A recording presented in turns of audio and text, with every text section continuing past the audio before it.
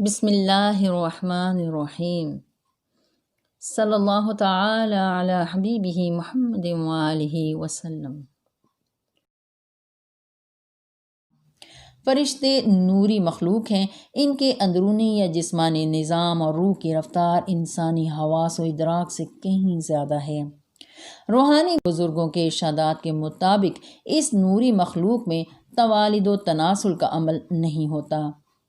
امام فخر الدین رازی تفسیر کبیر میں آیت یخلق ما لا تعلمون یعنی پیدا فرماتا ہے وہ جو تم نہیں جانتے کی تفسیر حضرت ابن عباس سے روایت کرتے ہیں کہ عرش کی دائیں جانب نور کی ایک نہر ہے جو 7 آسمانوں 7 زمینوں اور 7 دریا کے برابر ہے۔ روزانہ علی صبح جبرائیل علیہ السلام آتے ہیں اور اس میں غسل کرتے ہیں اور اپنے نور پر مزید نور کا اضافہ کرتے ہیں اور اپنے جمال کو بڑھاتے ہیں۔ جب وہ اپنے بازوؤں کو جھاڑتے ہیں تو حق تعالیٰ اس کے ہر قطرے سے کئی ہزار فرشتے پیدا فرماتا ہے۔ یہ سلسلہ قیامت تک جاری رہے گا۔